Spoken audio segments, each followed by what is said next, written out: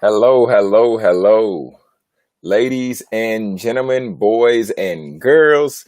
Everybody, welcome back for another success sermon.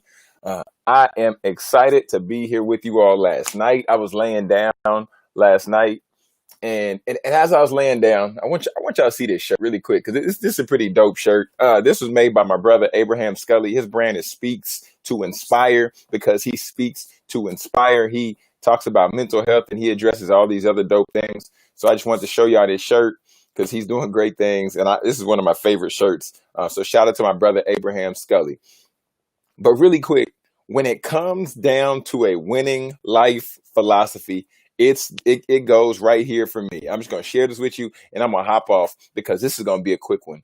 So often in life, when we get hit with many things, we get rattled, and it ultimately affects what we're able to produce. It ultimately affects us moving forward and progressing, and it affects our relationships and everything around us. So I want to give you 3 A's right now because in the midst of COVID-19, in the midst of people waiting for a second stimulus check, in the midst of people who have spent up their first stimulus check, in the midst of thousands and hundreds of thousands people losing jobs, losing their livelihoods day in and day out, here's the life philosophy right here. So often, as we're moving forward, we don't assess where we currently are. I want you to get a piece of paper. I want you to get a pen and write that down. Just write down, how can I assess where I currently am? Because if we never assess where we are, we can't determine where we're going. If we never assess where we are, we can't determine how far we've come from. So we can't get too up on ourselves, or we can't beat ourselves down too much. So first we have to assess where we are. Then second, after we assess where we are,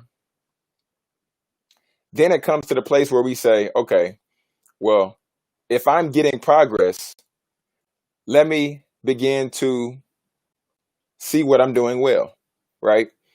And then if we know that we're regressing, then we have to adjust accordingly. So first we assess where we are.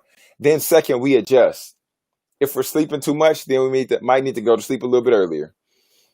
If we know that we're taking time and we're wasting it, or we're not investing time where we could be, then we might want to adjust where we're investing time.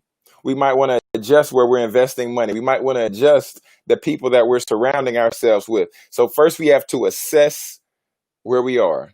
Second, we have to adjust either our circumstances or adjust our time, adjust our investment, adjust our energy. And lastly, this is my favorite.